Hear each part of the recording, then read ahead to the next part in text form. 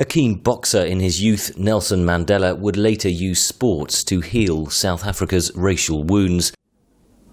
In 1960, security forces shot dead 67 protesters in the black township of Sharpeville. In response, the International Olympic Committee banned South Africa from the Games.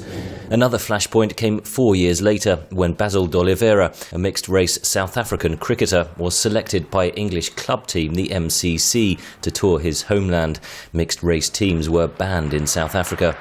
Then Prime Minister John Vorster strongly defended segregation and the tour was abandoned. The team as constituted now is not the team of the MCC. It is the team of the anti-apartheid movement. Anti-apartheid protesters targeted South African teams, like this rugby match in London in 1970. Several major sports federations boycotted South Africa. Speaking in 1995, Nelson Mandela described the power of the boycotts. Against sports, you see, they were really paralyzed. There was nothing that they could do.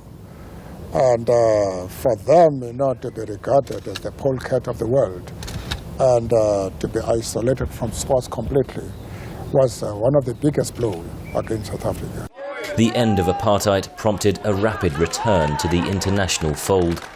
Sports like cricket and rugby used to be seen as symbolic of white domination in South Africa. But Nelson Mandela turned that on its head and used sport to unite a nation.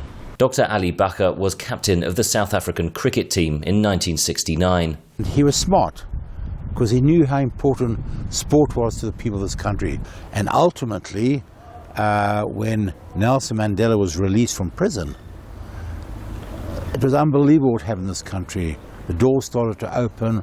On home turf in 1995, South Africa beat the favoured New Zealand All Blacks in the Rugby World Cup final.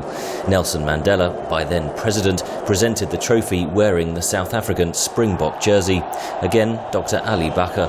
And I was there, and the whole crowd were chanting, "Nelson, Nelson, Nelson." They loved him. Rugby, once divisive, united the country. In the following years, the world's biggest sports stars, like former heavyweight boxing champion Muhammad Ali, met Nelson Mandela. He helped South Africa win the right to host the 2010 Football World Cup and made his last public appearance at the final. And it was in the same Johannesburg stadium where, fittingly, South Africans bid their final farewell to Nelson Mandela in this week's memorial. Henry Ridgwell for VOA News, Johannesburg.